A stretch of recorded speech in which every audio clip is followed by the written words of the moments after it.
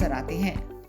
Okay, autism को जो real sense में या हिंदी में ट्रांसलेट करते हैं तो उसको स्वावलंबिता या स्वालीनता भी बोलते हैं, क्योंकि ये मेन लक्षण जो ऑटिज्म का है, ये बोला जाता है कि बच्चे अपने में ही मस्त रहते हैं। तो पर ऑटिज्म में सिर्फ स्वालीनता ही एक लक्षण नहीं है कि वो सिर्फ अपने में ही मस्त नहीं रहते। इसको आजकल ऑटिज्म स्पेक्ट्रम डिसऑर्डर बोला जाता है, यानी कि सारे लक्षण एक एंड से लेके दूसरे एंड तक हैं। तो किसी में स्वालीनता बहुत ज़्यादा होती है जो सिर्फ अपने में मस्त है, और किसी में इस लेवल की होती है कि वो किसी से भी मिल सकते हैं, बहुत घुल मिल जाते हैं, घर वालों और बाहर वालों में भी फ़र्क नहीं रखते। तो स्वालीनता के अलावा इन बच्चों में बोलने से रिलेटेड प्रॉब्लम हो सकती है। तो कुछ बच्चे जैसे कि देर से बोलते हैं, तो कॉमनली जब बच्चे शुरुआत में लाए जाते हैं तो उनको इसी लक्षण से लाया जाता है कि इन्होंने अभी बोलना शुरू नहीं किया या बोलने में लेट हो रहे हैं। इनफैक्ट कई माँ बाप ये सोचते हुए कि हमारा बच्चा कभी सुन नहीं रहा है, शायद उसको कान नाक गले वाले डॉक्टर के पास भी लेके जाते हैं पहले कि इसको शायद सुनाई नहीं दे रहा है। जब उसकी सुनाई चेक हो जाती है कि नॉर्मल है, तब वो कि बोली अभी भी नहीं बोल रहा है, लेट क्यों है, तब लेके आते हैं।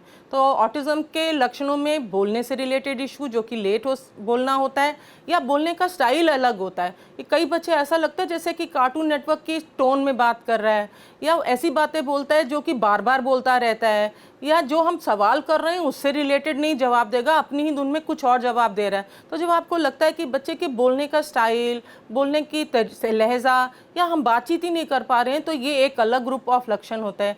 तो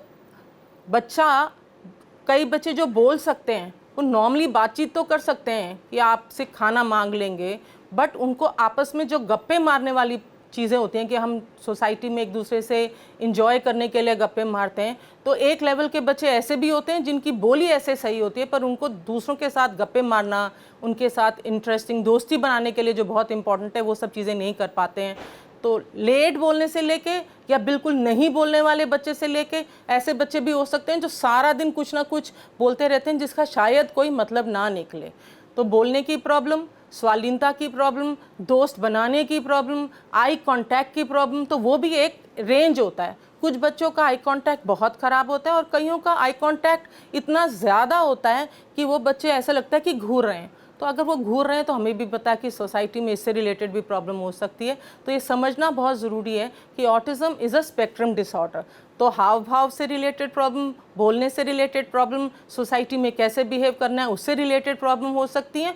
और कुछ बच्चों में बहुत रिजिडिटीज़ होती हैं, उनको अगर खाने का एक लहजा है कि उनकी प्लेट में खाना ऐसे ही परोसा जाना चाहिए कि यहाँ पे टमाटर हो, यहाँ पे खाने की कटोरी हो, यहाँ पे रोटी रखी गई हो, आपस में कोई चीज़ टच नहीं होनी है। तो उनका खाने से लेके कोई पैटर्न हो सकता है, या कपड़े पहनने का पैटर्न हो सकता है, या खेलने का पैटर्न हो सकता है, या पूरी दिनचर्या में कुछ ऐसी चीज़ हो सकती है जिससे कि सारी उनकी लाइफ भी डिस्टर्ब हो सकती है और फैमिली की लाइफ भी डिस्टर्ब हो सकती है। तो इसको हम बोलते हैं रिजिडिटीज़।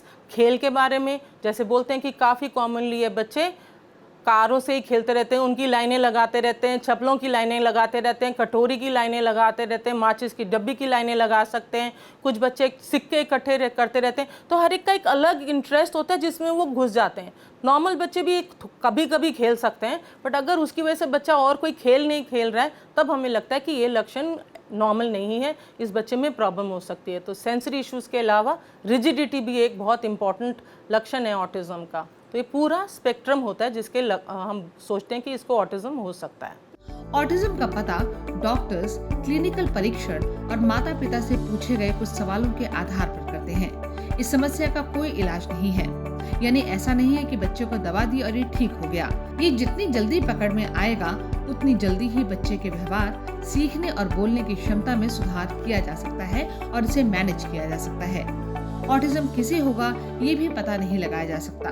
आप बच्चों पर खुद ही नजर रखें और डॉक्टर को दिखाएं ताकि ज्यादा परेशानी से बचा जा सके। वीडियो में दी गई जानकारी महत्वपूर्ण लगी हो तो शेयर जरूर करें।